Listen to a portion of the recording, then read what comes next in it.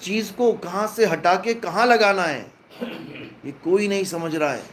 सूरत फंसी संसार में, तासे पर गई दूर, सूरत बांधे स्थिर करो, आठों पहर हुजूर। इसी में भेद छुपा हुआ है सारा। अगर आप अपनी सूरत को जानते हो कि मेरी सूरत क्या है और इस वक्त वो कहाँ है, तो समझ लो कि अब आपका रास्ता क्लियर हो सकता है। लेकिन आपको यही नहीं पता कि सूरत होती क्या है और कहाँ लगा रखी है मैंने, अभी कहाँ है, जब सो जाता हूँ तब कहाँ जाती है, जब और गहरी नींद में चला जाता हूँ तब कहाँ होती है, जब मैं कोई भक्ति करता हूँ तब कहाँ होती है, जब मैं कोई हठ योग करता हूँ तब कहाँ होती है। अगर ये चीज़ आपको पता है तब तो समझो आपको आगे का ज्ञान मिल सकता है। लेकिन आपको यही नहीं पता कि सूरत होती क्या है, तो आपको कुछ पता नहीं है, सब जीवन बर्बाद हो जाएगा। सारा खेल सूरत का है। इस बॉडी को चला कौन रहा है? सूरत चला रही है। आत्मा तो सबके पास है। कोई कहे मैं आत्मा की वजह से जीवित हूं, तो फिर मर कैसे जाता है? आत्मा तो सदा साथ है, मर कैसे गया? सूरत साथ छोड़ जाती है उसका। इस सूरत की वजह से आप चल रहे हो।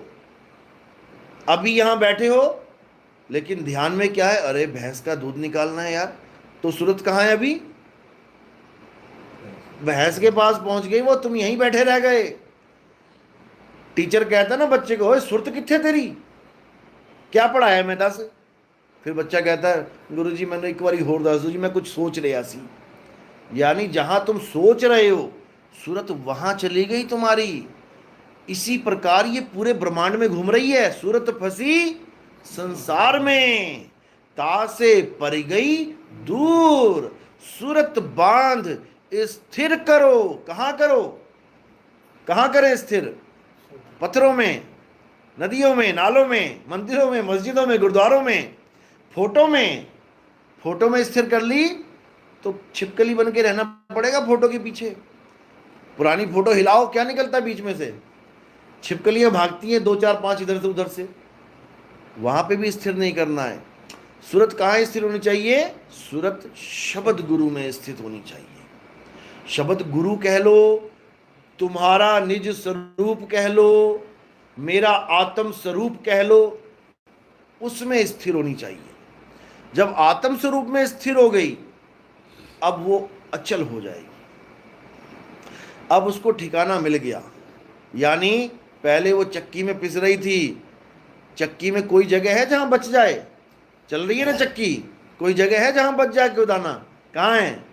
बस उस कील को ही ढूंढना है। वो कील ही एकमात्र जगह है जहां तुम पहुंच गए तो जुगों जुगों तक चक्की चलती रहे, लेकिन तुम बचे रहोगे। कारण क्या है कील का कि वो बचा लेगा? क्या कारण है कील का? क्योंकि वो अचल है।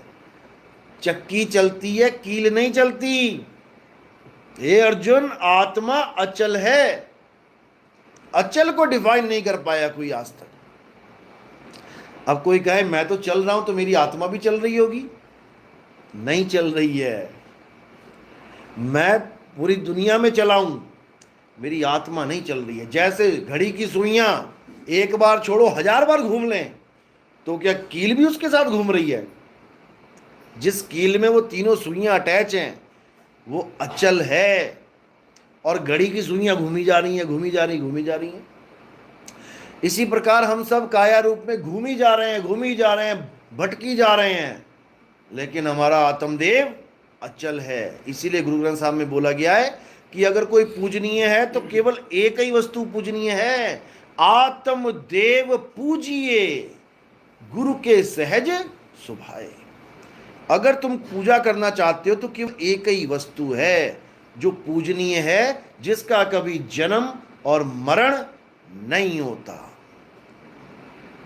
बोला ना 10वीं पातशाही ने, आदि अंत एको अवतारा, सोई गुरु समझो हमारा। तो आदि और अंत में एक ही अवतार है, वो वही मेरा गुरु है। तो बाकी कौन है? पहली पातशाही से 9वीं पातशाही, वो कौन है फिर? अगर हमारा एक ही गुरु है जो आदि अंत एको अवतारा, तो पहली पातशाही से 9वीं पातशाही तक वो लोग कौन है? कौन है वो लोग? संत हैं। गुरु ग्रंथ साहब गवाही देता है कि सेवा को दो ही भले, एक संत एक राम। राम है दाता मुक्ति का, और संत जपावे नाम। जो आदि अंत एको अवतारा वो है राम, और उस राम का जो तुम्हें भेद बता रहा है वो है संत। साधु कह लो, संत कह लो, उसी के लिए बोला है प्रभु कृपाल कृपा करे, नाम नानक साधु संग मिले। जब प्रभु कृपा करता है, लोग सोचते हैं मेरे तो बड़े बड़े धंधे चल गए जी, करोड़पति बन गए, मकान दुकान बढ़िया हो गया, प्रभु की कृपा हो गई। नहीं हुई। ये माया की कृपा है भाई, ये माया की कृपा। 1 मंजिल से 10 मंजिल बन गया, माया ने कृपा की है। अगर ये प्रभु की कृपा होती तो रविदास जी का भी बन जाता। रविदास जी से ज्यादा तो प्रभु को नहीं जान पाया ना कोई बिजनेसमैन। तो बिजनेसमैन तो 1 तल्ले से 10 तल्ले बना लिए, और रविदास जी रह गए एक झोपड़ी में। तो फिर तो प्रभु की कृपा रविदास जी पे कम हुई, कबीर साहब पे कम हुई, सब संतों पे कम हुई, बिजनेसमैन पे ज्यादा हो गई। बिल्कुल गलत है। ये कृपा है माया की। हमने ये डिजाइन बना लिया अपने दिमाग में कि अगर मेरे घर में सब ठीक चल रहा है, मेरा धंधा बढ़िया चल रहा है, दुकान मकान सब बढ़िया चल रहा है, तो प्रभु दयाल हुआ पड़ा है। बिल्कुल गलत है। प्रभु दयाल हुए का मतलब है प्रभु कृपाल कृपा करे, नाम नानक साधु संग मिले। जब तुम्हें कोई संत मिले, साधु मिले, और तुम्हें नाम की महिमा समझा दे, अब समझो कि प्रभु कृपाल दया कर गया हम पे, क्योंकि अब हमें वो कैदी से, इस कैद से छुड़वा देगा। अब हमें वो कैदी नहीं रहने देगा। जेल में कैदी कितना ही अमीर हो जाए, है तो कैदी। एक दिन मौत होएगी उसकी, एक दिन फांसी पे चढ़ना पड़ेगा, सारा जितना इंतजाम किया वो वहीं छूट जाएगा जेल में। उसका क्या फायदा? 50 करोड़ रुपए मेरे पड़ोसी के पास थे, मैंने बिजनेस किया, उसका सारा पैसा मेरे पास आ गया, जिसमें से 1 लाख में खर्च पाया, बाकी सारा वहीं का वहीं रह गया। तो मैंने क्या कमाया? मात्र 1 लाख रुपया। जो तुमने कमा के बैंक में डाल दिया, जो पड़ा रह गया, वो तुमने कमाया ही नहीं। वो तो एक माया ने जाल बिछाया कि आज उस अकाउंट में और इधर तुम्हारे में आ गई, पड़ी वहीं रह जानी है, ना तुम्हारे किसी काम आई। तुम तो केवल 1 लाख रुपए में ही सारा निपटा के चले गए, और तुम ये सोचते रहे मेरे पास पड़ी है, मेरे पास पड़ी है। नहीं पड़ी है, तुम्हें लग रहा है पड़ी है, नहीं पड़ी है। वो इसी लोक का माल है, इसी लोक में पड़ा हुआ है। आज इसकी तिजोरी में, कल उसकी तिजोरी में, परसों उसकी तिजोरी में, और आदमी सोच रहा है मेरी तिजोरी में। अरे तुम्हारी तिजोरी है ही नहीं यहाँ पे, तुम्हारी तिजोरी यहाँ पर है ही नहीं। तुम एक ऐसी कंपनी में काम कर रहे हो जिसमें सारी तिजोरियां उस कंपनी के मालिक की हैं, तुम्हें केवल साफ सफाई के लिए रखा गया है। समझ रहे हो? ये सारे मकान उसी के हैं, ये सारी दुकानें उसी की हैं। सुबह से लेके शाम तक तुम केवल झाड़ू पोछा करते हो, और झाड़ू पोछा करते करते पूरा जीवन बिताते बिताते फिर उस मकान को छोड़ के चले जाते हो। बताओ किसका दादा लेके गया मकान? यहीं पड़ा हुआ है, सारी उम्र उसको रिपेयर करता रह गया बेचारा, और यहीं छोड़ के चला गया। और ये मकान भी, ये जेल ऐसी है जिसमें सरकार जेल नहीं बना रही है कमरे, सरकार ने तुम्हें क्या रखा है, अपनी अपनी जेल बनाओ। अब जितना तुम्हारे पास पैसा है, तुम उतना पैसा जेल में लगा रहे हो, अपनी जेल बना रहे हो। जेल ही है ये मकान दुकान। एक सरकारी जेल होती है जहां पहले से कोठरियां बनी होती हैं, और एक ये 3 लोक जेल है। जब इस दुनिया में पहली बार इंसान आया, एक भी मकान, एक भी झोपड़ी नहीं बनी थी। बनी थी क्या? यानी कैदी को काला पानी की सजा देके उसको टापू पे भेज दिया गया। अब उस कैदी ने पूरा टापू ही बसा दिया, दे मकान पे मकान, दे दुकान पे दुकान, बड़े बड़े शहर बना दिए। ये सब कमरे हैं किसके? कैदियों के। कोई कैदी अमीर है, कोई कैदी गरीब है, दोनों ही कैदी हैं, और दोनों की एक सी सजा है, सबको फांसी लगी हुई है, यहां पे सबको मरना है। लेकिन बड़े बड़े मकान बना के कैदी सोच रहा है मैं ज्यादा खुशहाल हूं, मैं ज्यादा खुश हूं। बिल्कुल नहीं है। नानक दुखिया सब संसार, और सुखी सोई जो नाम आधार। नाम आधार मतलब जो राम राम कर रहा है, जो ओम नमः भगवते वासुदेव कर रहा है, जो वाहिगुरु वाहिगुरु कर रहा है, वो क्या सुखी है? सुखी नहीं है भाई। सुखी वो है जिसके पास इस जेल से निकलने की चाबी है, क्योंकि नाम ही चाबी है। बिन नामे जग कमला फिरे, गुरमुख नदरी आया। यानी सारी दुनिया नाम के बिना पागल हुई पड़ी है, पागल बनी पड़ी है। वो सोच रही है जो नाम मैं ले रहा हूं परमात्मा कभी नहीं होगी, क्योंकि हम गलती से 52 अक्षरी नाम को परमात्मा का नाम मान बैठे हैं। जब इंसान नहीं आया था तो कौन सा नाम था परमात्मा का? किसने बनाया? जब इस दुनिया में इंसान नहीं आया था सारे जानवर थे। क्या किसी ने परमात्मा का नाम बनाया? या इंसान चला जाए आज अगर, तो ये 184 जून है, ये परमात्मा का नाम बना सकती है?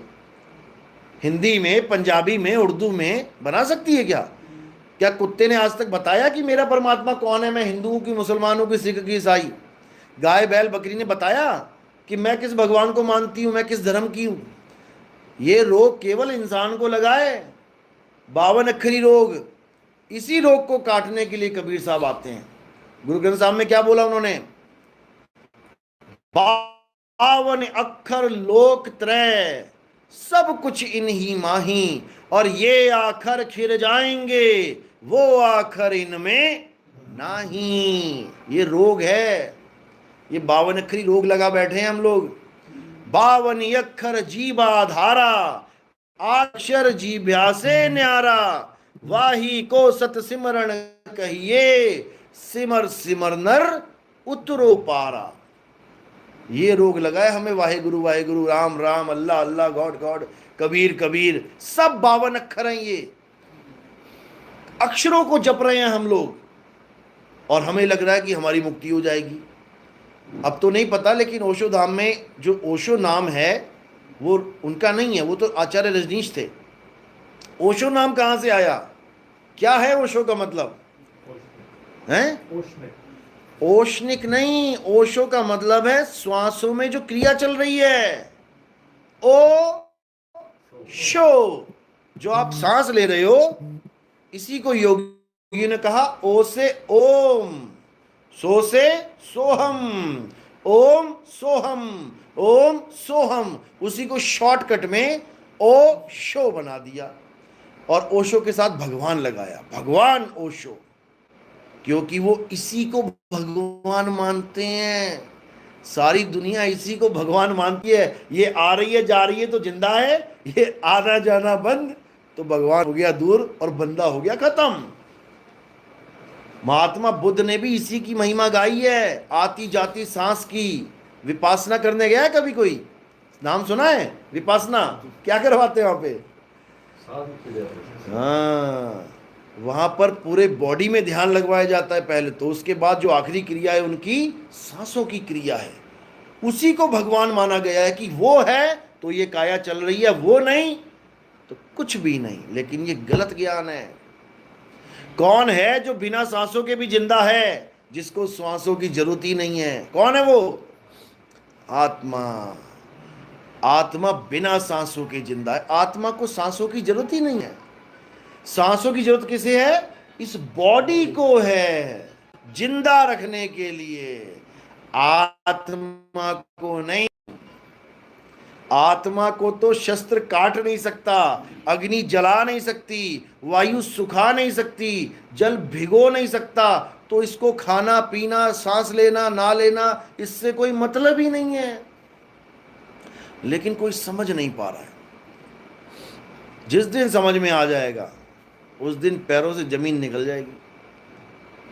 बस समझाने वाला चाहिए जो तुम्हारे सारे भरमगढ़ तोड़ के तुम्हें एक से जोड़ दे। भरमाने वाले बहुत बैठे हैं 52 अक्षर के नाम पे। हम अल्लाह को मानते हैं, हम राम को नहीं मानते। हम वाहिगुरु को मानते हैं, हम कृष्ण को नहीं मानते। बहुत बैठे हुए हैं। ये सब 52 अक्षर और शरीर का खेल है, केवल 52 अक्षर और शरीर का खेल है। हम कृष्ण जी के शरीर को नहीं मानते, हम तो शंकर जी के शरीर को मानते हैं। और दोनों शरीर बने किसके हैं? कितने तत्वों के बने हैं? किसी का 6 का तो नहीं बन गया, ये 4 का तो नहीं बना। इस 5 तत्वों को ना मान के तुम दूसरे 5 तत्वों को मान रहे हो। बात तो वही है, बस तुमने डिजाइन चेंज कर दिया। तुमने डिजाइन चेंज कर दिया। तुम मैदे की मट्ठी ना खा के तुम कह रहे हो मैं मैदे की मटरी खाऊंगा, तो क्या हो जाएगा? पेट में क्या जाएगा? मैदा। बस यही झगड़ा है। जिस दिन हमने 52 अक्षरों को और 5 तत्वों को समझ लिया, उस दिन झगड़ा खत्म हो जाएगा। ये जितने कमरे में बैठे हैं सबकी शक्लें अलग अलग हैं। शक्लें अलग है तो नाम अलग रख दिए, लेकिन जब तात्विक रूप से इनको देखोगे तो कौन कौन बैठा है यहाँ पे? कौन बैठा है? सब एक ही हैं। हवा, पानी, अग्नि, आकाश, ये जल सारा बैठा हुआ है। ये 5 तत्वों के शरीर बैठे हुए हैं, सब एक ही हैं। केवल शक्ल का डिजाइन बदल दिया। ये मेरा पापा है, ये मेरी मम्मी है, ये मेरा चाचा है, और तत्व रूप में वो 5 तत्व है। तुम पापा 5 तत्वों को मान बैठे हो। ये हवा, पानी, आग, धरती, आकाश मेरा पापा है, तो वो बाहर वाला क्या है फिर? बाहर भी तो धरती, हवा, आकाश है। वही गूंद के ये एक डिजाइन बना दिए, तो ये तुम्हारा पापा हो गया और वो तुम्हारा पापा नहीं है। यही माया का खेल है भाई। मैं तो ओशो को मानता हूं। ओशो क्या है? 5 तत्व है। मैं ओशो को नहीं मानता, मैं तो राधा स्वामी को मानता हूं। वो क्या है? वो भी 5 तत्व है। तू 5 तत्वों को छोड़ के 5 तत्वों में फंस गया। ज्ञान है। मैं राधा स्वामी को मानता हूं, इसका मतलब ये नहीं कि मैं 5 तत्व को मानता हूं, मैं उनके ज्ञान को मानता हूं। मैं कबीर साहब को मानता हूं, तो इसका मतलब ये नहीं मैं उनकी देही को मानता हूं, मैं उनके ज्ञान को मानता हूं। मैं नानक साहब को मानता हूं, इसका मतलब ये नहीं कि मैं उनके शरीर को मानता हूं, मैं उनके ज्ञान को मानता हूं। और असल में ज्ञान ही गुरु है। वाणी गुरु। वाणी का मतलब ये नहीं जो लेख तुम्हें दिख रहा है, वाणी का मतलब है जो ज्ञान उसमें से मिल रहा है। वाणी गुरु, गुरु है वाणी, और बिच वाणी अमृत सारे। ये समझ में नहीं आ रहा लोगों को। लोग वाणी को मान के बैठे हैं। इतने संतों की वाणी को ही मैं मानता हूं जो गुरु ग्रंथ साहब में नहीं है। जिस संत की वाणी वो कच्ची वाणी है। मीराबाई की भी नहीं है। तो मीराबाई कच्चे गुरु की चेली थी क्या? मीराबाई कच्चे गुरु की चेली थी। जब गुरु पक्का है तो चेला भी तो पक्का ही होगा। उसकी वाणी क्यों नहीं है? वो भी तो उसी के समय में हुई थी। किसी लेडीज की वाणी क्यों नहीं है? सहजोबाई, मुक्ताबाई, महाराष्ट्र में मुक्ताबाई के नाम के झंडे गड़े हुए हैं, लेकिन हमारे ग्रंथ में नहीं है। तो इसका मतलब ये नहीं कि वो पूर्ण नहीं है, ऐसा बिल्कुल नहीं है। जो पूर्ण है उनकी वाणी पूर्ण है, और जो पूर्ण नहीं है उनको बोला है अगर वो वाणी लिखते हैं बिना अनुभव के, वो कच्ची वाणी है, कटेगी। वो कच्ची वाणी है, कटेगी। इसीलिए कच्ची और पक्की का भेद यही है कि जो अनुभव के साथ वाणी आती है वो पक्की वाणी है, और जो बिना अनुभव के सुनी सुनाई वाणी होती है, लिखने वाले लिखने लग जाते हैं, सोचते हैं अरे बहुत तुक्के मेल मेल के, और सोचते हैं मैं तो ब्रह्मज्ञानी हो गया। वो सब कच्ची वाणी है, कटेगी वो, क्योंकि उसका अनुभव नहीं हो सकता उससे। उसने लिख तो दी संतों की वाणियां देख देख के या संतों का सत्संग सुन सुन के, मेरा शब्द गुरु, मेरा परम पिता परमात्मा, मेरा ये मेरा वो, लेकिन कौन है वो शब्द गुरु जानते हो क्या? नहीं जी, अनुभव तो नहीं हुआ। फिर काहे को लिख दी वाणी है? ये सब कच्ची वाणी है।